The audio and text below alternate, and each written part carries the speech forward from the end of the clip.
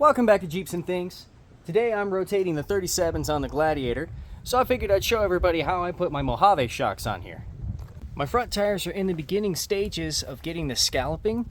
I don't know if you can pick that up very well on this camera here, but to help alleviate that, make sure all four wear evenly, I'm going to rotate the tires. So the front driver goes to passenger rear, passenger front goes to driver rear goes to driver front, passenger rear goes to passenger front. I'll leave a diagram of this so that everybody can see it a little better.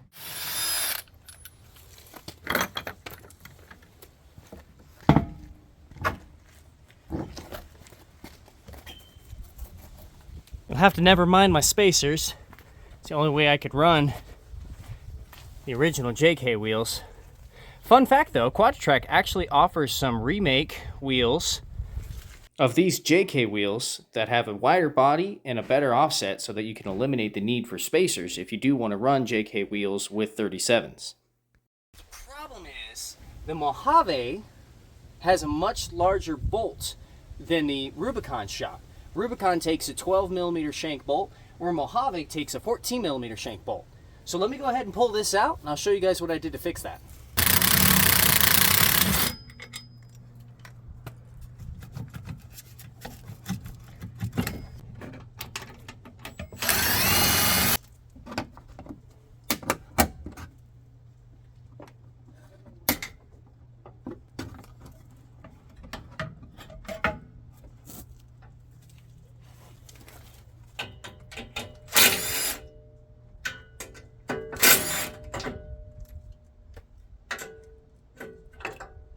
Alright, there we have it.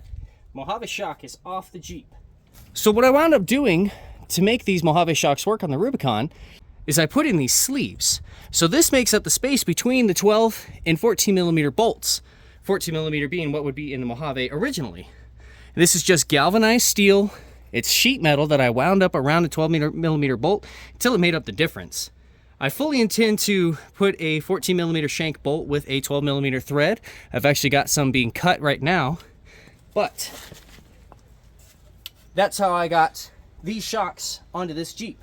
As well, for your remote reservoir, they have their own bracket, and on the front of the Jeep here, just above the skid plate, there's already 2 threaded holes. So that's where this mounts onto originally. So all I had to do was just go get some 10mm bolts, throw that on there. My reasons for not just running a 14mm bolt, the top threaded section for the top bolt is welded into the frame. And I'd hate to drill and tap that to the 14mm and then run a aftermarket shock later that takes a smaller bolt. So I just decided to use the spacers. So some of you might be wondering why I decided to go with the Mojave shocks on the Rubicon. Well, I'll show you. My reasons with going with the Mojave shock over the stock Rubicon is the Mojave has a much larger shock body, so it'll take more of an impact. It also has the benefit of having the remote reservoir, which gives it more fluid, so I don't have to worry about shock fade whenever I'm doing excessive speeds in some of the washes in this area. Overall, I think this was a pretty cheap upgrade for this Rubicon, and oftentimes you can find these Mojave shocks as takeoffs whenever people do lifts on their Mojaves. So now that I've explained all that, I'm going to throw it back on the Jeep.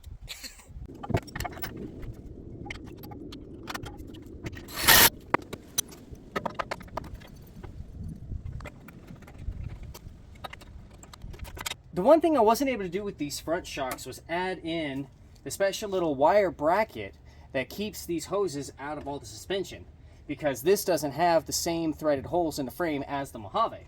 So what I wound up doing was just putting a hole in the plastic inner fender and just zip tying it on there.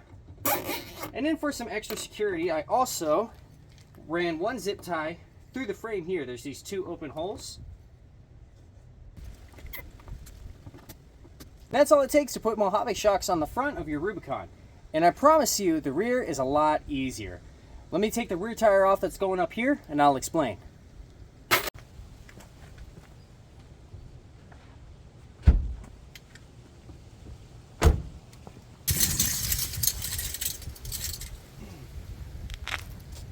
So I can already hear some people griping about me using the scissor jack. Funny story is, I used to have 2 jack stands, and I fully intend to get a second one soon, or actually a brand new set of, I need a bigger jack and a jack stand set. But for the meantime, I'm using the scissor jack. So the story goes, I had just got done doing this same thing on my mom's old 86 F250, and she was backing out, didn't realize that the jack stand was next to the truck, and as she turned the wheel, well, jack stand got caught in its path, and then I only had 1 jack stand. So now, at least I know that the factory scissor jack works just fine for lifting this Rubicon off the ground with 37s.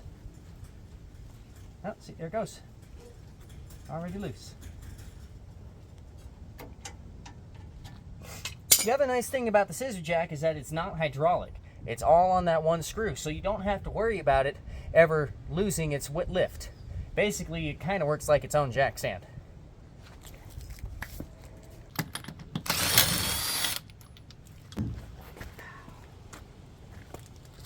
So putting the rear Mojave shock on the rear of the Rubicon was a whole lot easier than the front because it's a 14mm bolt. So no spacers, no nothing, and it's the exact same length shock body as the OE Rubicon shock. So it's just a direct fit.